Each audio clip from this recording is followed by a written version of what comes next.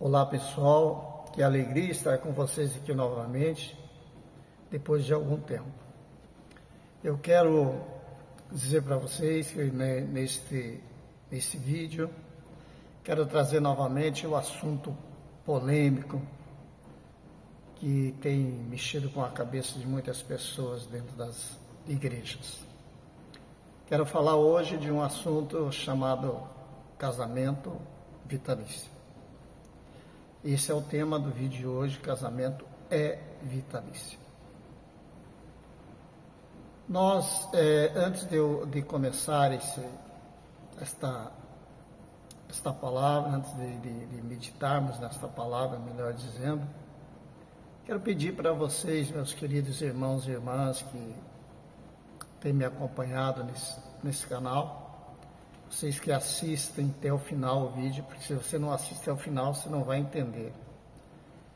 Pode ser até longo o vídeo, mas eu peço a vocês que assistam até o fim, para poderem entender o conteúdo do vídeo. Mas eu peço muito a vocês que vocês compartilhem no WhatsApp, Facebook, Instagram, enfim, na mídia social que vocês têm, para ajudar que esse vídeo chegue a mais pessoas e essas pessoas venham ser alcançadas pela palavra do Senhor e venham entender a verdade com respeito também ao casamento, que é hoje uma das situações muito difíceis no meio da igreja evangélica.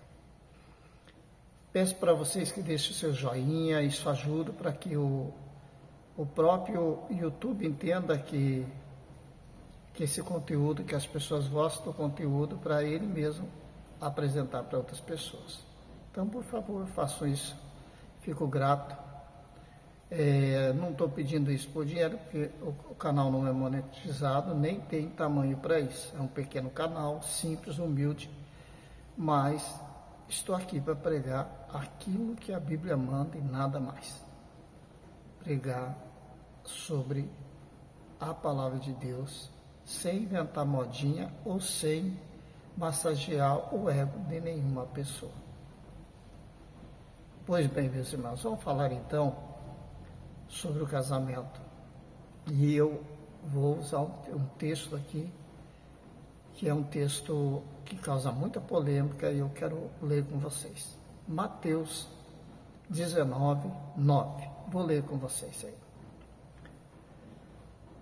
Mateus 19, 9 diz assim: Eu vos digo, porém, qualquer que repudiar a sua mulher, não sendo por causa da prostituição e casar com outra, comete adultério. E o que casar com a repudiada também comete adultério.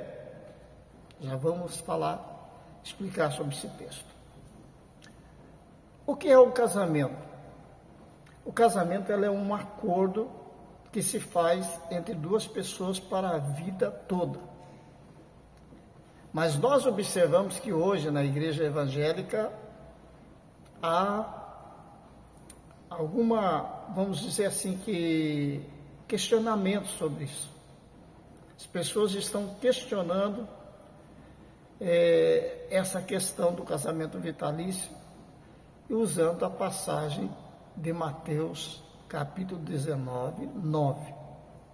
Eles estão interpretando o texto fora do contexto. Isso não são leigos, tem pastores, tem estudiosos que estão fazendo a mesma coisa. Eles estão esquecendo que a Bíblia, ela tem que ser, ela mesma interpreta ela e tem que ser visto os contextos, tem que ter conhecimento do grego, tem que ter conhecimento da palavra no geral para poder você ensinar. Você pega um texto isolado e faz dele uma doutrina. Isso é erro grave, mas as pessoas fazem. Então, o que nós vamos falar sobre Mateus 19, sobre essa cláusula de exceção que a igreja evangélica acha que tem. Que não, esse acordo de eternidade, ou até que uma pessoa esteja viva, ou até que a pessoa morra, Isso não existe. Isso, nós temos uma cláusula lá em Mateus 19:9, que se a minha esposa, o meu esposo trair, eu posso me casar de novo. Simples assim. É a única cláusula, mas é essa, ela existe, está lá em Mateus 19. Será que existe? Será que essa cláusula, ela é real? Observa uma coisa, Jesus usa ali duas palavras, uma distinta da outra, no mesmo versículo. Eu vou ler novamente o versículo para vocês agora, usando as palavras que são distintas uma da outra.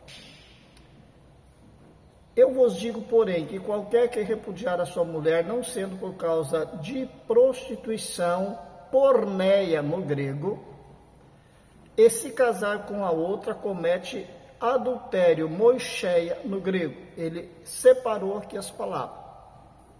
Separou, simplesmente ele separou a palavra. Ele mostrou que prostituição é uma coisa e adultério é outra. O que esse texto está falando? Mas o texto está falando aqui, em caso de prostituição, ele não diz literalmente separe, mas ele se case, mas ele dá a entender que você pode separar.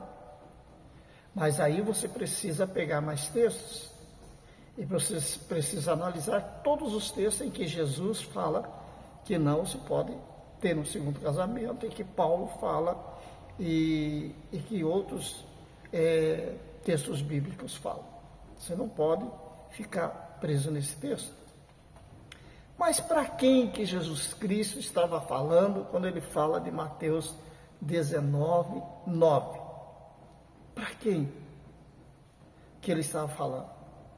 Ele estava falando para os fariseus, que estavam falando, perguntando para eles sobre Deuteronômio 24.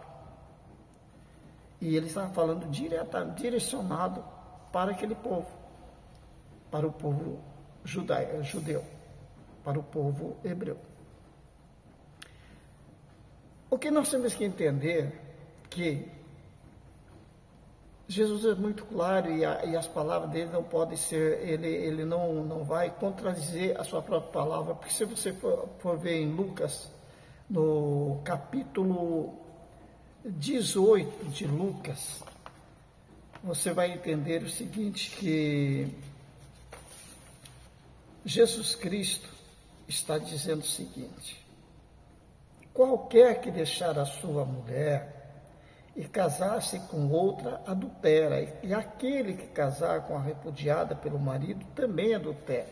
Vocês acham que Jesus Cristo ele vai simplesmente se contradizer? Não. O que nós temos que entender aqui, nesse texto, por isso você tem que ir para Deuteronômio também, se quiser estudar.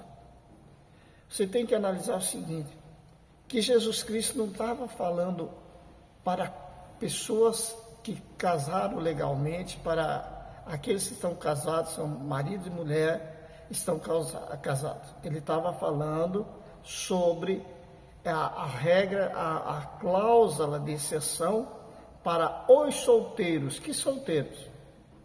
Vou dar um exemplo. Naquele tempo lá no Oriente Médio, não é como o Ocidente.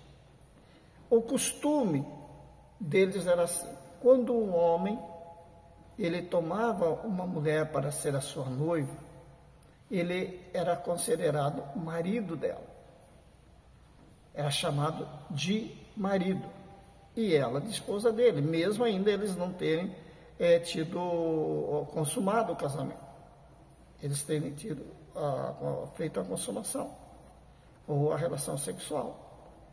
Eles eram só noivos, mas eram chamados de maridos e chamados de mulheres. A mulher do fulano, o marido da fulano, mas eles não estavam casados. Então, o que Jesus quis mostrar ali? Jesus, ele quis mostrar o seguinte: se o fulano lá, ele tomou por mulher a fulano, mas aquela mulher começa a usar de imoralidade, coisas imorais ela usa, em falar, ou na maneira de ser, ela parece ser uma mulher imoral.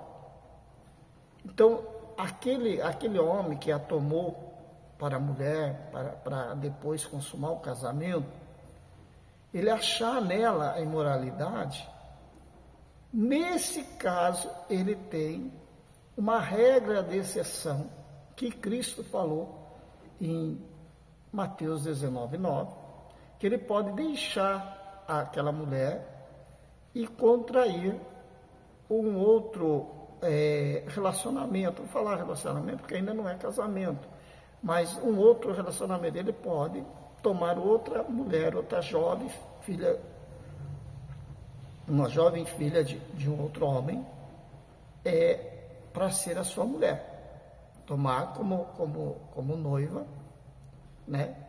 E caso ele faça isso sem que a mulher, ou vice-versa, não cometeu nada de imoral, ele adulterava da mesma forma que um casado. Seria adultério. Por que seria adultério se ele ainda não tinha consumado o casamento?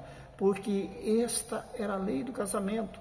Se ele tomava uma mulher, ele não podia devolver. Ou seja, ele firmou um compromisso com aquela mulher, foi na casa dos pais, pediu aos pais para que aquela moça fosse a mulher dele. A partir dali, ele firmou um compromisso e passar um tempo, depois eles estariam juntos, iam consumar, iam se casar, iam marcar o casamento, casar, enfim, iam consumar o casamento. Mas a partir dali, ele já tinha um compromisso, ela era chamada de mulher dele, esposa dele, e ele marido dela. Se ele deixasse ela, a não ser no caso de prostituição, porneia, ele seria adúltero, morcheia. Ele se tornaria adúltero, e se ele tomasse outra moça, ele estaria adulterando, e ela também adulterava, porque a moça qual foi prometida a ele estava viva. E ela não tinha cometido nem uma prostituição. Então não poderia se separar, só nesse caso. Então vamos entender como que se explica isso, como que a pessoa é noivo, mas ao mesmo tempo é casado. Observa lá a questão de Jó, lá em Gênesis, quando Deus ia destruir Sodoma e Gomorra. Aparecem os anjos, fala com Ló e diz: Ló, tira aí seus filhos, suas filhas, seus genros, tudo que é seu, tira, porque essa cidade vai ser destruída. Tira aí. E Jó correu e falou com seus genros zombaram dele e não o seguiram. Mas os genros de Ló não eram casados com suas filhas, elas foram dadas para eles como noivas, e eles ainda não tinham casado, não houve coabitação, não houve nada, eles não estavam casados, mas eram chamados de genros, porque essa era a tradição deles. Era assim, a partir que você se unia, não é igual o noivado de hoje. No noivado de hoje, você não deu certo, ó, tchau, até logo, que a fila continua. É assim o noivado de hoje. Hoje banalizou a coisa. Infelizmente, é assim que está hoje. Ah, não deu certo, pega outro, ou pega outro. É assim. É assim no Ocidente, mas no Oriente não era assim. Então, quando você tinha um compromisso, era até o fim da vida. Você não podia separar daquela mulher, de forma alguma. Você tinha que casar com ela. Você tem um compromisso com ela, então ela era tua esposa. Ela só não havia consumado ainda. Ou eles não haviam consumado, mas era a esposa dele e ele era o marido dela. O noivado era assim, naquele tempo. Então, as filhas de Ló não eram casadas, mas elas já estavam comprometidas para aqueles homens, que eram chamados de genros de Ló. Lá em Oséias 4, quando se fala para Israel que as suas filhas se prostituem, olha a separação das palavras aqui, as suas filhas comete porneia, e as suas noras comete morcheia, adultério. Está lá, em Oséias 4, 13 e 14. Então, olha a diferença. As suas filhas cometiam prostituição, porque eram solteiras. Mas as suas noras cometiam adultério, porque eram casadas.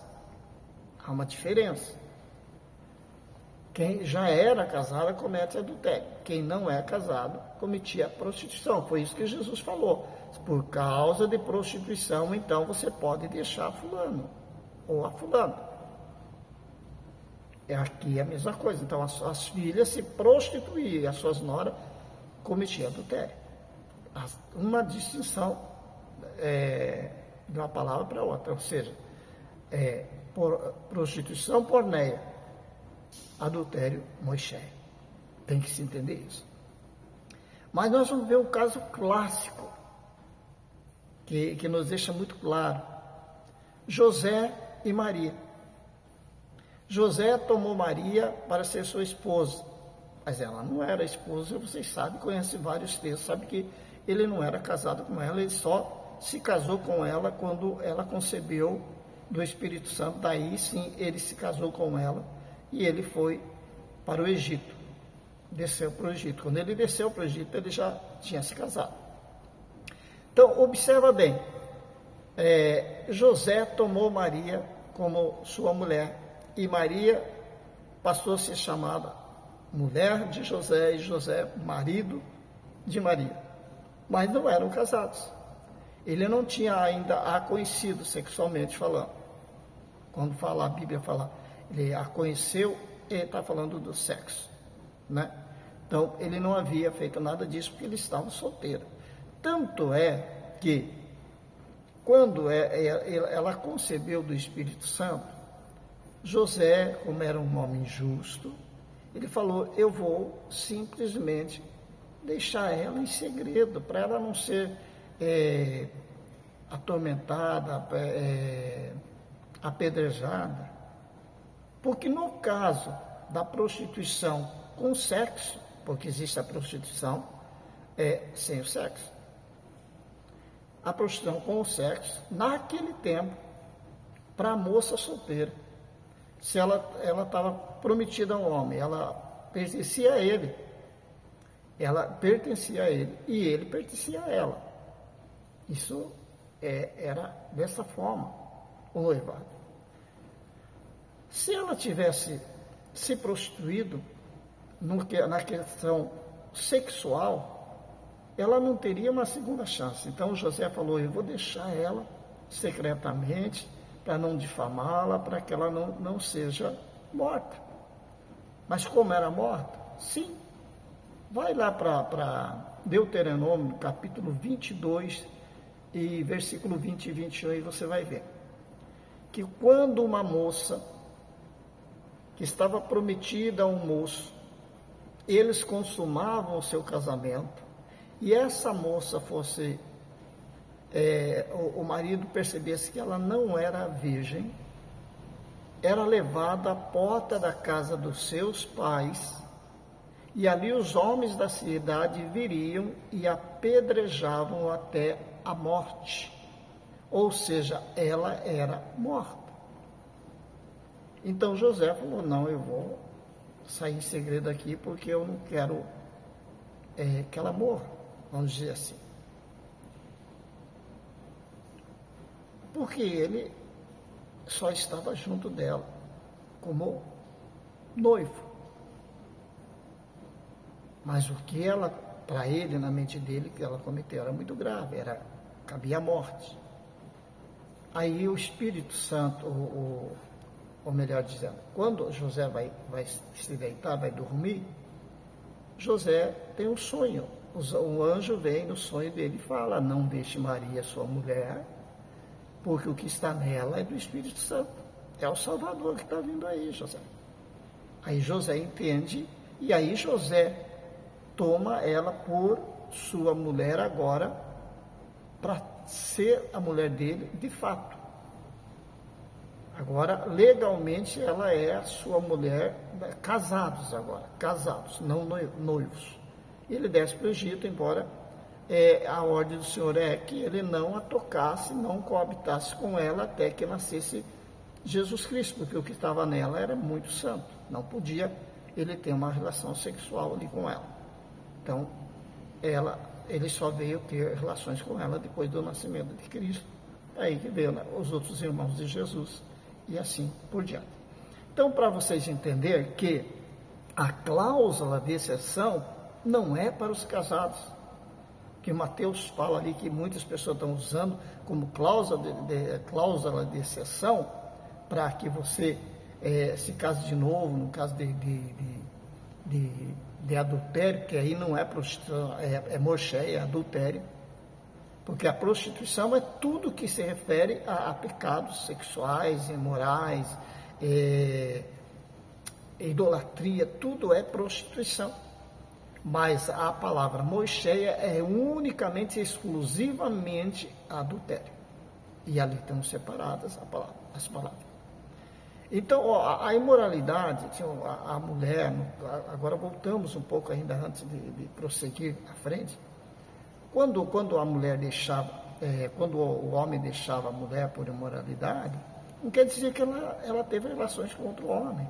Às vezes por palavras imorais, ou o jeito imoral dela ser, ou dela agir, e o homem não gostou porque aquilo era imoral, ele podia então deixar dela, ele tinha o aval do Senhor para deixar dela, e tomar outra mulher como sua noiva, para depois se casarem, para consumar um casamento, mas aquela ficava para trás, porque ela agiu com imoralidade, mesmo não sendo sexual, porque se fosse sexual ela morreria, ela iria para a frente da casa do pai dela e lá seria apedrejada. Então, a imoralidade, a prostituição, por coisas imorais que ela cometeu, ele podia deixar e estar com outro. Se ele fizesse isso, ela não cometendo imoralidade sexual, então ele cometeria morcheia, segunda parte do texto de Mateus 19:9.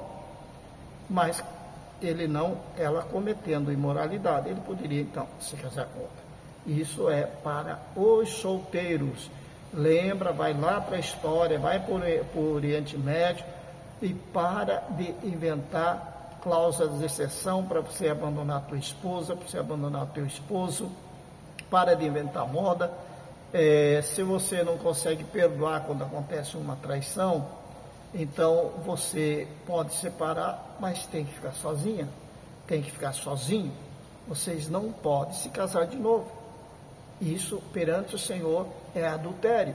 Você estará adulterando, você estará fazendo aquilo que desagrada ao Senhor. Então, não tem cláusula de exceção, gente.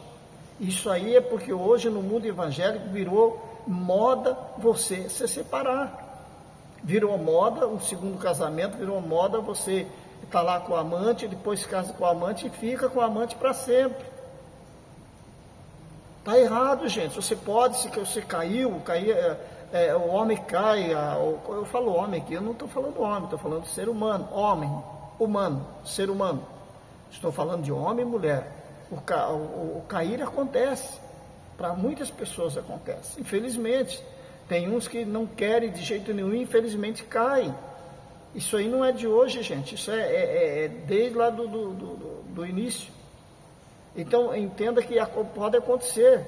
Agora, você cair por um acidente, uma infelicidade que você não queria e aconteceu, você cair, não quer dizer que você tem que permanecer no erro. Se arrependa, volte para Cristo, volte para a tua família, luta pela tua família. Agora, se ela não quer, você vai ter que ficar sozinho. Mas você não pode casar de novo, mas não pode ficar com o amante, não pode ficar com a mulher do teu adultério e nem com o homem do teu adultério. Porque eu estou falando para ambos, entendeu? Então não tem. Eu sei que tem pessoas que caem. Uma pessoa algumas pessoas falam isso em comentários nos meus vídeos. Mas os homens devem entender que todos os homens são sem vergonhas porque faz isso, faz aquilo. Gente, seria até injustiça falar isso, que todos os homens, porque não é verdade. Existem homens sérios, santos, que já caíram, que se levantaram, porque não queria essa desgraça para a vida deles, porque é uma desgraça, isso aí é uma coisa que traz uma destruição terrível na família, no ministério, na vida da pessoa, em todas as áreas. É uma desgraça, o tal do adultério, o tal da traição. Então, não são todos os homens, não. A irmã que comentou aí, que eu mandei a resposta para ela, ela não me respondeu, mas eu estou falando agora no vídeo. Não é bem assim, minha irmã. Existem homens sérios, homens de Deus, sim. E existem sem vergonha que querem ficar no erro, que caíram e querem continuar no erro. Eles caíram porque quiseram e assim, não, eu vou ficar aqui, tá de bom, assim, tá ótimo. Eu estou muito bem com essa pessoa e quero ela mesmo e vou ficar. Aí uma escolha de cada um. Ele quer ficar no erro, ele vai morrer no erro, ele vai para o inferno. A Bíblia diz que nem o adulto ele entrará no reino de Deus, então por que eu vou massagear a égua aqui de alguém, falar, não, tá tudo bem, tá tudo certo, tá nada, você vai para o inferno mesmo.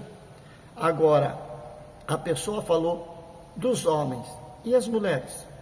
Hoje não tem mais diferença, irmãos. Tem mulheres sem vergonha e tem homens sem vergonha. Os dois lados dos sem vergonhas. E existe aqueles casos que eu estou falando para vocês, que por um acidente aconteceu o pecado. O pecado na vida do crente, do cristão, tem que ser um acidente. Não se tornar uma rotina. É sem vergonhice, safadeza. Mas nós temos que vigiar para que não acontecer. Porque a pior coisa na vida, gente, uma das piores coisas na vida é você estar nessa situação de adultério, de traição e de segundo casamento. E isso é um tormento para a pessoa que teme a Deus. É um tormento, é terrível. Então não caiam nisso. Fujam disso. A igreja precisa acordar. Você que está no segundo casamento, saia do segundo casamento, desapareça do segundo casamento, volte para a sua família, lute pela sua família, mas não desista da sua família e não desista de Deus, porque se você permanecer lá, você está perdido. Você está perdido, está perdida. Eu sei que a igreja está essa bagunça que está aí, eu sei que tem muitas pessoas vivendo o segundo casamento, segundo, terceiro, quarto, quinto, sexto, até mais, infelizmente. Mas não é isso. O Evangelho de Cristo não é isso que Cristo ensina, não é isso que a palavra de Deus ensina. Igreja, ela tem que viver a palavra, ela tem que fugir dessa imundícia. Não existe cláusula de exceção para o homem ou a mulher no casamento. A partir que você se uniu, só a morte separa. Paulo falou que nós só estamos livres da lei. A mulher está livre da lei do homem ou vice-versa, depois da morte de um. Aí ela pode se casar desde que seja no Senhor, então ela pode se casar de novo. Mas ela sendo viúva ou ele sendo viúvo. Só aí você pode se casar. Fora disso não tem regra de exceção, não tem cláusula de exceção, porque você não pode se casar. Acabou, não pode. Se você não consegue conviver mais lá, se a mulher está lá sendo espancada pelo marido ou vice-versa, porque hoje tem mulheres que fazem isso também, que agride, que matam, que ferem mesmo, assim como vários homens são monstros que ferem uma mulher, que espancam. Esses, eu digo monstros, tanto de um lado como de outro. Claro que eu concordo que vocês divorciem, porque como que vocês vão ficar convivendo assim? Mas a Bíblia diz que não se casem.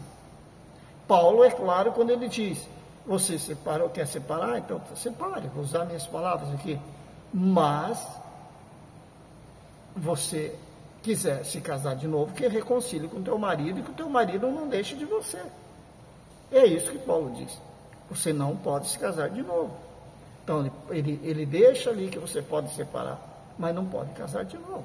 Essa é a realidade, igreja. O que a igreja precisa é viver a palavra do Senhor. O que a igreja precisa é andar na presença do Senhor. Não adianta você dizer que pertence à igreja e que não vive a palavra.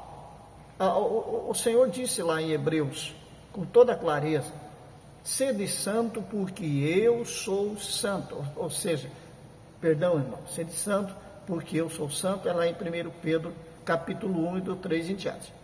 E lá em Hebreus, fala que sem a santificação ninguém verá o Senhor. Então tem que haver santificação, tem que haver mudança de vida para poder ser salvo. Se está em adultério, não vai ser salvo, porque a Bíblia diz que nem o adúltero herdará o reino de Deus. Não adianta eu querer dizer para vocês que vai, porque não vai. Não vai. Você não vai subir. Ah, mas eu vivo pela graça. Eu sou salvo pela graça. Eu também, graças a Deus. Sou salvo. A graça é favor imerecido. Nós não merecemos, mas pela graça fomos salvos. Mas você viver pela graça, você acha que você está salvo para sempre? Não. Os pregadores de hipergraça aí dizem para você que uma vez salvo, sempre salvo. Mentira do diabo. Porque a Bíblia é muito clara quando ela diz que se você pecar, gera morte. Você pecou. Você tem que ser fiel até a morte. Então será salvo. Se você não for fiel até a morte, não será salvo. Você tem que viver longe do pecado. Se você cometer um pecado, se arrependa amargamente, mas se arrependa verdadeiramente e volte para Cristo. Porque você perde a salvação, sim.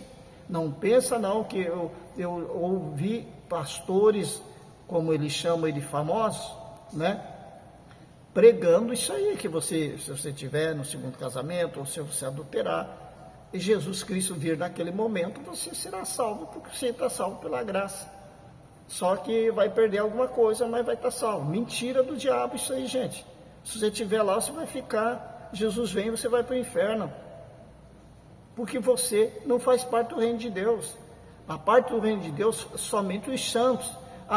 Ninguém é santo. Santo, gente, para não sermos ignorantes, entender que santo é separado de tudo aquilo que não presta, das coisas do mundo. E a Bíblia diz que sem essa santificação você não pode subir. Como que nós não somos santos? A Bíblia diz que somos. Se Deus é santíssimo, nós temos que ser santos. Ou você acha que vai subir um pecaminoso para lá? Pecados, todo mundo peca, esse pecadinho que acontece na questão aí, vamos dizer assim, às vezes na mente, ou uma palavra, uma coisa, você tem que estar sempre pedindo a misericórdia do Senhor. Agora você viver no pecado, no erro, espontaneamente, você quer viver no pecado, aí você quer ir para o inferno, meu irmão, minha irmã, infelizmente. Mas eu peço para vocês, que vocês peguem a Bíblia e comecem a fazer um estudo profundo sobre casamento. Aqui eu estou só trazendo uma palhinha para vocês, embora o vídeo já está em 30 minutos passando, mas vocês precisam estudar a palavra. Esse assunto aí eu preciso estudar porque eu estou achando que pode, então vai lá estudar, mas usa o grego, gente, usa o texto original, e vocês vão ver que não é isso. Tem umas Bíblias aí que está a tradução toda errada, estão fazendo todo tipo de Bíblia, para todos os gostos agora. Cuidado, gente. Pega a Bíblia que seja fiel na tradução, e você comece a estudar. Pegue lá enciclopédias, pegue dicionários, use todo o recurso que você puder, mas estude. Não entra nessa, meu irmão, minha irmã, senão você está perdido. Saia do segundo casamento, saia do pecado e não caia em adultério. Você que ainda está em adultério, saia. Tem tantos homens e mulheres de Deus que foram bênçãos nas mãos do Senhor e tem promessas que Deus fez a eles, e eles estão no erro. Preciso sair, gente. Preciso sair desse erro maldito, sair dessa prisão e voltar para Cristo e abraçar a Ele e dizer: Senhor, eis-me aqui, faça de mim o que Tu queres. É isso que Deus quer de você, mas não fique enganado aí achando que você está salvo, que você está perdido. E eu digo mais, gente, está na hora da igreja tomar vergonha na cara. Você que diz igreja, que é da igreja, porque a igreja tem o remanescente do Senhor, que são santos. Você que está dentro de uma igreja, que está só usando de coisas erradas, no caminho errado, está na hora de alinhar o teu caminho com Cristo. Toma vergonha na sua cara e mude de vida. Porque não adianta depois você desesperar quando acontecer o arrebatamento, porque não vai ter volta, gente. Ou se não acontecer o arrebatamento e amanhã você morre assim. Não tem. Depois da morte só o juízo. Está claro lá em Hebreus 9, 27. Depois da morte vem o juízo. O juízo é para condenação. Juízo não é para galardões. Galardão é o julgamento, é outra coisa. Então, depois da morte não tem mais jeito. Você não é eterno. Tome uma decisão na tua vida e volte para Jesus. Volte para a tua família, lute pela tua família. Eu digo para vocês, Jesus Cristo ama vocês. Vocês têm que tomar posição. Mas não se escondam atrás de invenções do homem, de regras ou de cláusulas de exceção. Não se escondam atrás disso, de pessoas que pegam a Bíblia e interpretam da forma que eles querem, desde que auxilie eles. Não vão atrás disso. Voltem para Cristo. Jesus ama vocês. Tome uma posição. Deus abençoe. Amo vocês em Cristo Jesus.